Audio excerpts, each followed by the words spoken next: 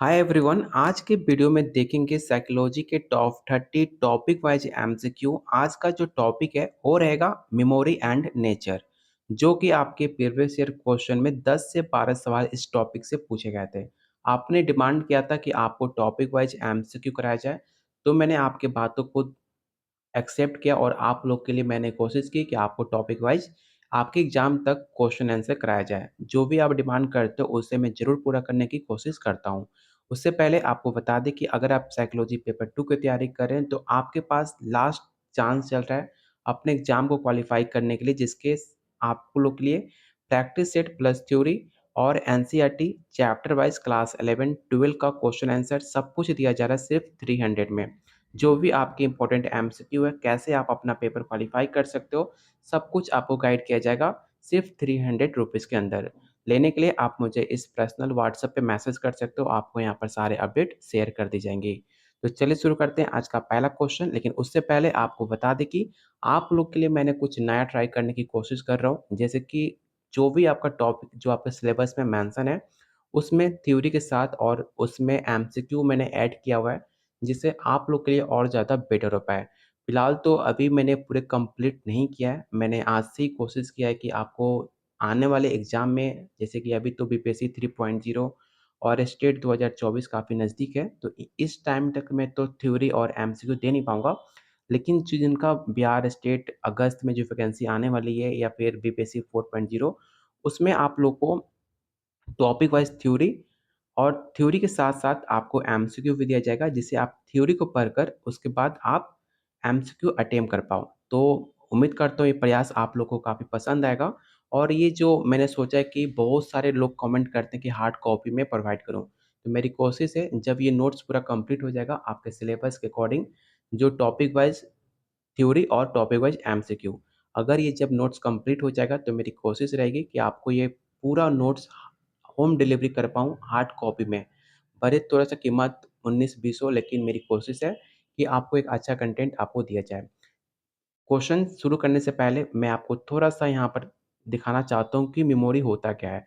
Memory हम कुछ भी देखते हैं हमारे व्यवहारिक जीवन में अनेक प्रकार की घटनाएँ होती हैं। जब हम किसी वस्तु को छूते हैं, देखते हैं, सुनते हैं या सूंघते हैं, वो सब कुछ आपका एक मेमोरी के अंदर आता है और आपके मेमोरी के अंदर छप जाता है। ठीक है? तो उसे हम मेमोरी कहते हैं। जैसे आपको पता भी होगा 2 तरह का होता है, एक होता है आपका चेतन मन और दूसरा होता है अचेतन मन। सबसे पहले आपको जो भी कुछ टच करते हो, जो भी कुछ देखते हो, सबसे पहले आपके चेतन मन में स्टोर होता है। लेकिन जस्ट आफ्टर सम टाइम जो आपका चेतन मन है, वो अचेतन मन में ट्रांसफ़र हो जाता है, क्योंकि आप उसे भूलने लगते हो। तो स्टोर होने के लिए एक लॉन्ग टर्म मेमोरी में कन्वर्ट किया जाता है, शॉर्ट टर्म मेमोरी से लॉन्ग टर्म मेमोरी। ठीक है? तो यहाँ पे बहुत सारे डिफ़ाइन किया गया काफ़ी आसान भाषा में, जब आप इसे पढ़ोगे, आपके सारे डाउट क्लियर हो जाएँगे। जैसे कि मेमोरी की जो परिभाषा है, बहुत सारे वैज्ञानिकों ने अपने अलग-अलग अपने अनुसार इसके डिफ़ाइन किए हुए हैं। जैसे कि आपने नाम सुना होगा वुडवर्थ का। वुडवर्थ के अनुसार जो मेमोरी होती है, सीखी हुई वस्तु को सीधा उपयोग करते हैं। ठीक है? मैकडूगल, मैकडूगल का स्टेटमेंट हर बार आपके प्रीवियस ईयर क्वेश्चन में पूछा गया था। स्टेटमेंट इनका काफ़ी बार एग्ज़ाम में पूछे जाते हैं। इन्होंने कहा था कि जो आपकी मेमोरी होती है, उसका तात्पर्य है कि अतीत की घटनाओं के अनुभव की कल्पना करना और इस तथ्य को पहचान लेना कि अतीत जो होते हैं वो कालीन अनुभव होते हैं।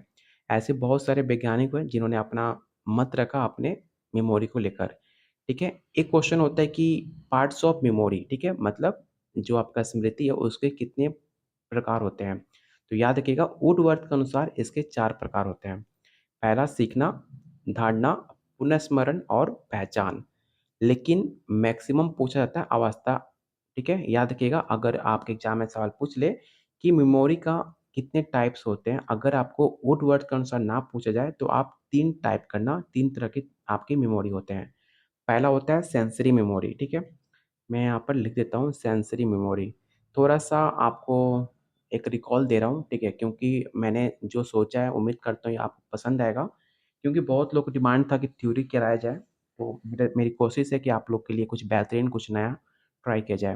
पहला होता है सेंसरी, दूसरा होता है आपका शॉर्ट टर्म मेमोरी, जिसे आप अल्पकालिक मेमोरी के नाम से जानते हो, शॉर्ट टर्म मेमोरी।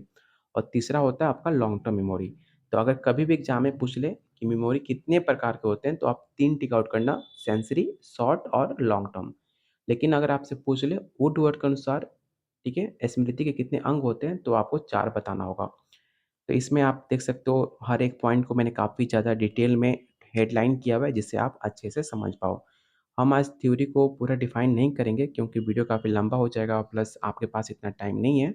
एग्ज़ाम काफ़ी नज़दीक है, लेकिन बस मैं आपको एक झलक दिखाने वाला था कि जैसा मैंने सोचा हुआ है, तो मेरी कोशिश है कि आप लोगों का कुछ बेहतरीन कंटेंट दिया जाए, जिससे आप बेटर कर पाओ अपने एग्ज़ाम के लिए और आपको कहीं भी कुछ भी एक्स्ट्रा करने की ज़रूरत ना पड़े। आपको एक ही जगह सारे कंटेंट आपको यहाँ पर प्रोवाइड कर दिया जाए। ये सारे क्वेश्चन मैं हर सब्जेक्ट के लिए कर रहा हूँ, चाहे आप पेपर 1 हो, चाहे पेपर 2, सारे सब्जेक्ट के लिए मैं ऐसा कंटेंट बनाने की तैयारी कर रहा हूँ। इसमें मैंने थोड़ा-सा अपने फ्रेंड का थोड़े से ऐसे कंटेंट मैंने पैसा देकर भी बनवाने की कोशिश कर रहा हूँ, जो शॉर्ट टर्म में और थोड़ा एक्सपेंड किया जा सके इसको। तो आप लोग कमेंट बॉक्स में ज़रूर बताना कि जो मैं कोशिश कर रहा हूँ, क्या ये सक्सेस हो पाएगा कि नहीं हो पाएगा? क्योंकि मैंने खुद से अपने रात में ही ख़्याल आया कि मैं कुछ ऐसा कुछ कर सकता हूँ डिफरेंट। तो आप लोग ज़रूर कमेंट बॉक्स में बताते हो तो मुझे एक हेल्प मिलेगी कि मैं सही कर रहा हूँ या गलत कर रहा हूँ। क्योंकि मुझे कोई गाइड करने वाला नहीं है, जो मुझे अच्छा लगता है मैं खुद को फ़ॉलो करता हूँ और उसको प्रैक्टिकली करने की कोशिश करता हूँ कि मैं सही हो रहा हूँ कि गलत हो रहा हूँ। तो आप अपनी सजेशन ज़रूर कमेंट बॉक्स में शेयर करना कि ये सही रहेगा कि नहीं रहेगा। चलते हैं आज के पहले क्वेश्चन पे। पहला क्वेश्चन है, स्मृति के कितने प्रकार होते हैं? पहला ऑप्शन है 2, 3, 4 या ऑप्शन डी है 5। तो मैंने आपको जस्ट बताया था कि सेंसरी मोटर के 3 प्रकार होते हैं, ठीक है? कौन-कौन से? तो पहला आपका सेंसरी, दूसरा आपका शॉर्ट टर्म और तीसरा लॉन्ग टर्म मेमोरी। ये 3 तरह के आपके मेमोरी होते हैं। तो इसका राइट आंसर ऑप्शन बी हो जाएगा। क्वेश्चन नंबर सेकंड है, आपको बताना है कि सबसे छोटी अवधि वाली स्मृति कौन-सी होती है? मतलब शॉर्ट टर्म मेमोरी सबसे छोटी अवधि वाली मेमोरी कौन-सी होती है? तो याद रखना उसको कहा जाता है स्मृति समृद्धि, ठीक है? जिसे सेंसरी मेमोरी, जो कि सबसे छोटी मेमोरी मानी जाती है। उसके बाद शॉर्ट टर्म होती है, उसके बाद आपका लॉन्ग टर्म होती है। तो इसका राइट आंसर ऑप्शन ए हो जाएगा। क्वेश्चन नंबर थर्ड है, दीर्घकालिक स्मृति में सूचना कितनी अवधि तक सुरक्षित रहता है? पहला ऑप्शन है कुछ सेकंड, ऑप्शन बी है कुछ मिनट, ऑप्शन सी है हमेशा के लिए या ऑप्शन डी है कुछ घंटे के लिए। दीर्घकालिक इंग्लिश को क्या बोलते हैं? तो दीर्घकालिक को हम बोलते हैं लॉन्ग टर्म मेमोरी, ठीक है? तो लॉन्ग टर्म मेमोरी में कितनी देर तक आपकी जो स्टोर होती है मेमोरी कितने टाइम तक रह सकती है? तो हमेशा के लिए। अगर वही शॉर्ट टर्म पूछा जाता मतलब कुछ सेकंड के लिए, तो कुछ सेकंड के लिए आपका रहता सेंसरी मेमोरी में और अल्पकालिक तो अल्पकालिक जैसे कुछ घंटों के लिए तो शॉर्ट टर्म मेमोरी, ठीक है? तो इसे याद रखना ऑप्शन इसका सी राइट आंसर होगा। लघुकालिक स्मृति को अवधि कितनी होती है? पहला ऑप्शन है 15 से 30 मिनट, 1 से 2 घंटे, 5 से 10 मिनट या ऑप्शन डी है 1 घंटा। आपसे शॉर्ट टर्म मेमोरी के बारे में पूछा जा रहा है। तो इसका राइट आंसर क्या होगा? तो इसका राइट आंसर होगा ऑप्शन ए हो जाएगा लघुकालिक स्मृति, ऑप्शन ए।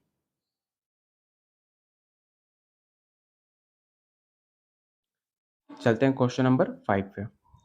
क्वेश्चन 5 है, टाइमिंग किस प्रकार की स्मृति से संबंधित है? पहला ऑप्शन है सेंसरी, लघुकालिक, प्रभात्मक या ऑप्शन डी है दीर्घकालिक। तो इसका राइट आंसर ऑप्शन सी हो जाएगा। क्वेश्चन नंबर सेकंड 6 है, फ्लैश बल्ब मेमोरी का क्या मतलब होता है? आपने देखा होगा फ्लैश बल्ब। आपको बताना है कि फ्लैश बल्ब मेमोरी का मतलब क्या होता है? पहला ऑप्शन है एक प्रकार का सेंसरी स्मृति है, एक प्रकार की लघुकालिक स्मृति है, एक प्रकार का दीर्घकालिक या ऑप्शन डी है एक प्रकार का प्रभावनात्मक स्मृति। ऐसे क्वेश्चन आपके एग्जाम में पिछली बार पूछे गए थे, इसे जरूर याद रखना। तो इसका जो राइट आंसर होगा ऑप्शन सी हो जाएगा। क्वेश्चन नंबर 7 है, संवेदी स्मृति कितनी अवधि तक रहती है? पहला ऑप्शन है 1 सेकंड से कम, 5 से 10 सेकंड, 1 मिनट या ऑप्शन डी है 5 मिनट। सेंसरी मेमोरी के बारे में पूछा जा रहा है। तो इसका जो राइट आंसर होगा ऑप्शन ए हो जाएगा। आपने कुछ देखा जैसे कि आपको जब आप ट्रेन में जाते हो, चाहे आप कुछ ऐसे क्राउड में जाते हो, किसी की बॉडी टच होती है और आपको फ़ील होता है।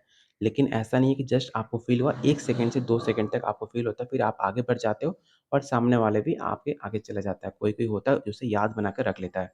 लेकिन जो आपका टचेबिलिटी था, वो बस कुछ सेकंडों के लिए था, जिसे आपको सेंसरी मेमोरी के नाम से जानते हैं। तो इसका राइट आंसर ऑप्शन ए हो जाएगा। क्वेश्चन नंबर 8 है, अघोषित स्मृति का उदाहरण कौन-सा है? हर एक पॉइंट को मैंने थ्योरी में काफ़ी डिटेल में बताया हुआ है कि अघोषित क्या होता है। सारे पॉइंट को मैंने काफ़ी क्लियर किया हुआ है, जिससे आप पढ़कर सारे क्वेश्चन को आसानी से आप आंसर दे सकते हो। पहला ऑप्शन है भाषाई जानकारी, घटनात्मक जानकारी, प्रक्रिया संबंधित जानकारी या ऑप्शन डी उपरोक्त में से सभी। तो इसका जो राइट आंसर होगा ऑप्शन सी हो जाएगा। एपिसोडिक मेमोरी किस प्रकार की स्मृति है? पहला ऑप्शन है प्रभात्मक स्मृति, घोषणात्मक स्मृति, प्रक्रिया संबंधित स्मृति या ऑप्शन डी है सेंसरी स्मृति। तो इसका राइट आंसर ऑप्शन बी हो जाएगा। रटने के बजाय किस प्रकार की पुनरावृत्ति बेहतर परिणाम देती है? पहला ऑप्शन है बनाए रखना पुनरावृत्ति, मशीनरी पुनरावृत्ति, संबंध पुनरावृत्ति या ऑप्शन डी है दीर्घकालिक पुनरावृत्ति। जो भी अभी तक आपने पेड नोट्स नहीं लिया है, अगर आप पेड नोट्स लेते हो, तो जितने भी अभी तक आपके टॉप 30 एमसीक्यू या मैं अभी आपके एग्ज़ाम तक जितने भी टॉपिक वाइज़ एमसीक्यू कराने वाला हूँ, वो सब कुछ मिलेगा सिर्फ़ 300 में। ये सिर्फ़ ऑफ़र जो है, ये बिहार स्टेट और बीपीएससी 3 खत्म होने तक है। जब ये आपका बिहार स्टेट और बीपीएससी 3 खत्म हो जाएगा, इसके बाद मैं नोट्स का रेट बढ़ाने वाला हूँ, क्योंकि उसके साथ मैं बहुत कुछ नया करने वाला हूँ, जिससे आपको एकदम एक अच्छी क्वालिटी में नोट्स मिलेगा, जहाँ से आपको कुछ भी एक्स्ट्रा करने की ज़रूरत नहीं पड़ेगी। तो अगर आप चाहते हो कि सब कुछ आपको सिर्फ़ 300 में मिल जाए, तो आप अभी ले सकते हो, नहीं तो इसके बाद में बहुत जल्द इसका रेट बढ़ने वाला है। जब आपका बीपीएससी टीआरई और आपका स्टेट कंप्लीट होगा, उसके बाद इसमें ज़रूर आपका रेट बढ़ाया जाएगा। क्योंकि इतना कंटेंट सिर्फ़ 300 में दे पाना काफ़ी मुश्किल है।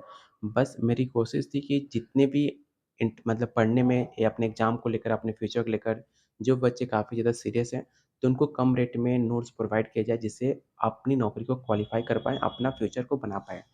ठीक है? तो लेकिन ऐसा कंटेंट जो मेरे साथ जो लोग कोई काम करते हैं, उनको पेमेंट करने के लिए बहुत कुछ मुझे खुद से देना पड़ रहा है, तो मुझे अभी हैंडल नहीं हो पा रहा।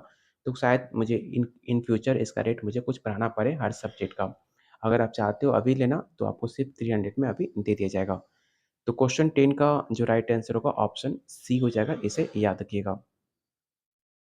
क्वेश्चन नंबर 11 है, कौन-सी स्मृति दैनिक गतिविधियों में अधिकतर उपयोग होती है? पहला ऑप्शन है संवेदी स्मृति, लघुकालिक, दीर्घकालिक या ऑप्शन डी है प्रभावतात्मक स्मृति। तो क्वेश्चन 11 का जो राइट आंसर होगा ऑप्शन बी हो जाएगा। क्वेश्चन नंबर 12 है, विस्मृति किस प्रक्रिया का परिणाम हो सकता है? पहला ऑप्शन है स्मृति संकर्षण, स्मृति कूटबद्धता, स्मृति पुनः-प्राप्ति या ऑप्शन डी उपरोक्त में से सभी। तो याद रखिएगा, इसका जो राइट आंसर होगा ऑप्शन डी हो जाएगा, उपरोक्त में से सभी। क्वेश्चन 13 है, प्रतिगमन किस प्रकार की स्मृति हानि है? पहला ऑप्शन है पिछली घटनाओं को भूलना, नई घटनाओं को भूलना, ऑप्शन सी है दोनों या ऑप्शन डी इनमें से कोई नहीं। तो इसका जो राइट आंसर होगा ऑप्शन आपका ए हो जाएगा, पिछली घटनाओं को भूलना। जो भी आंसर सी टिक आउट कर रहे हो, सबका आंसर गलत है। और आप लोगों से रिक्वेस्ट है कि आप वीडियो को लाइक ज़रूर करना, क्योंकि आपका एक लाइक हमें काफ़ी मोटिवेट करता है आप लोग के लिए डेली ऐसे ही इम्पोर्टेंट क्वेश्चन लाने के लिए और आप और ज़्यादा मेहनत करने के लिए। जो भी आप डिमांड करते हो उसको ज़रूर एक्सेप्ट किया जाता है, आपकी बातों को सुना जाता है, जिससे आप जो चाह रहे हो उसको कंटेंट को आपके पास पहुँचाया जाए। तो सब कुछ आपको यूट्यूब पे तो फ्री मिलेगा ही। जो भी आप टॉपिक सजेस्ट करते हो, उस टॉपिक को हम ज़रूर टच करेंगे। अगर आप चाहते हो कि अगली वीडियो किस टॉपिक पे बनाया जाए, तो आप कमेंट बॉक्स में टॉपिक का नाम शेयर कर सकते हो। उस टॉपिक पे हम अगली वीडियो ज़रूर बनाएँगे। इसलिए आप जो भी आपका फ़ेवरेट टॉपिक है या फिर कोई भी आपको टॉपिक सजेस्ट करते हो, तो आप कमेंट बॉक्स में ज़रूर अपना टॉपिक शेयर कर सकते हो। क्वेश्चन नंबर 30 है, प्रतिगमन किस प्रकार की स्मृति हानि है? तो शायद मैंने इसका आंसर आपको बता दिया था, ऑप्शन ए। क्वेश्चन नंबर 14 है, संवेदी स्मृति कौन से इंद्रियां प्रबल होती हैं? पहला ऑप्शन है दृष्टि, श्रवण, स्पर्श या ऑप्शन डी है सभी इंद्रियां। तो याद रखिएगा, इसका राइट आंसर ऑप्शन डी हो जाएगा, सभी इंद्रियां। किस प्रकार की स्मृति में घटनाओं और अनुभवों की संग्रहित जानकारी होती है? पहला ऑप्शन है स्वस्थीय स्मृति, लघुकालिक, दीर्घकालिक या ऑप्शन डी है प्रभातात्मक स्मृति। तो इसका राइट आंसर ऑप्शन सी हो जाएगा दीर्घकालिक स्मृति। संभवतः क्या होता है? पहला ऑप्शन है जानकारी को हिस्सों में बांटना, जानकारी को जोड़ना, जानकारी को भूलना या ऑप्शन डी है जानकारी को पुनः प्राप्त करना। तो इसका जो राइट आंसर होगा ऑप्शन ए हो जाएगा जानकारी को हिस्सों में बांटना। क्वेश्चन 17 है किस प्रकार की स्मृति में अर्ध-स्मरणीय जानकारी होती है? ये सवाल ऑलरेडी आपके प्रीवियस ईयर क्वेश्चन का पूछा हुआ सवाल है। पहला ऑप्शन है स्वस्थीय स्मृति, लघुकालिक, दीर्घकालिक या ऑप्शन डी है प्रभात्मक स्मृति। तो क्वेश्चन 17 का जो राइट आंसर होगा ऑप्शन बी हो जाएगा। रिक्त स्थान प्रभाव किस प्रक्रिया को प्रभावित करता है? पहला ऑप्शन है स्मृति कोटपातकता को, स्मृति पुनः प्राप्ति को, स्मृति संकर्षण को या ऑप्शन डी है स्मृति पुनरावृत्ति को। तो इसका राइट आंसर ऑप्शन बी हो जाएगा। क्वेश्चन नंबर 19 आपको बताना है कि सामान्य ज्ञान किस प्रकार की स्मृति का हिस्सा है? पहला ऑप्शन है प्रभात्मक स्मृति, एपिसोडिक, संवेदी या ऑप्शन डी है रूपात्मक। तो इसका जो राइट आंसर होगा ऑप्शन आपका डी हो जाएगा रूपात्मक स्मृति। स्वाद किस प्रकार की स्मृति से अधिक संबंधित है? पहला ऑप्शन है दृश्यात्मक स्मृति, श्रवणात्मक स्मृति, गंधात्मक स्मृति या ऑप्शन डी है तिक्त स्मृति। तो क्वेश्चन 20 का जो राइट आंसर होगा ऑप्शन सी हो जाएगा और क्वेश्चन 21 आपसे पूछ रहा है कि लघुकालिक स्मृति से जानकारी का नुकसान किस कारण से हो सकता है? पहला ऑप्शन है विस्थापन, विक्षेपण, दोनों या ऑप्शन डी है इनमें से कोई नहीं। तो इसका राइट आंसर ऑप्शन सी होगा दोनों। क्वेश्चन 22 आपसे पूछ रहा है कि कार्यकालिक स्मृति का कार्य क्या होता है? आपके पास 4 ऑप्शन है, चारों ऑप्शन को रीड करो और बताओ इसका राइट आंसर क्या हो सकता है।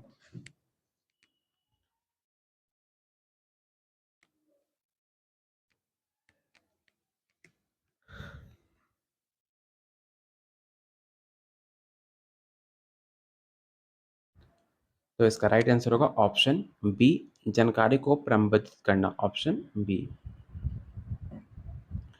एपिसोडिक बफर किस स्मृति प्रणाली का एक हिस्सा माना जाता है? क्या उसे सेंसरी स्मृति का मानते हैं या शॉर्ट टर्म या लॉन्ग टर्म या ऑप्शन डी या प्रभात्मक स्मृति? तो क्वेश्चन 23 का जो राइट आंसर होगा ऑप्शन बी होगा लघुकालिक स्मृति। क्वेश्चन नंबर 24 आपको बताना है कि स्पष्ट स्मृति और अस्पष्ट स्मृति में अंतर क्या है? आपके पास 4 ऑप्शन है, चारों ऑप्शन को रीड कीजिए और बताइए इसका राइट आंसर क्या हो सकता है।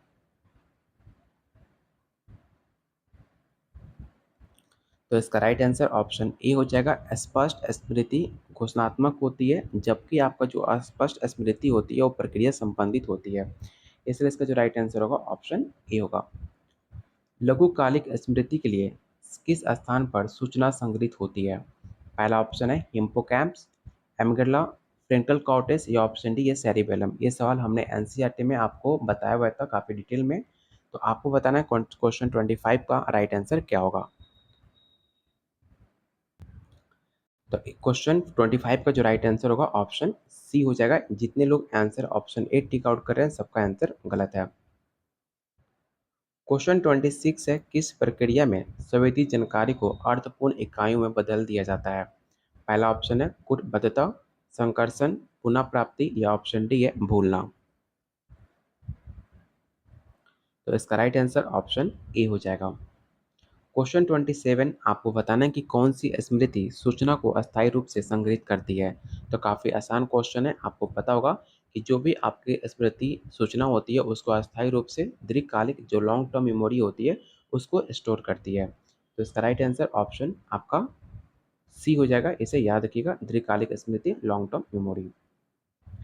किस प्रकार की स्मृति में मोटर कौशल शामिल होता है? मोटर कौशल आपके जो भी प्रभात्मक स्मृति होता है उसमें शामिल होता है। तो इसका राइट आंसर ऑप्शन डी हो जाएगा। क्वेश्चन 29 आपको बताना है कि स्व अनुसारण क्या होता है? आपके पास 4 ऑप्शन है, चारों ऑप्शन को रीड कीजिए और बताइए इसका राइट आंसर क्या हो सकता है। तो इसका राइट आंसर होगा ऑप्शन ए। घटनाओं को संज्ञानात्मक रूप से संग्रहित करना स्वनुस्मरण कहलाता है, ऑप्शन ए। और आज का लास्ट क्वेश्चन आपको बताना है कि समाप्ति प्रभाव किस स्थिति को संदर्भित करता है।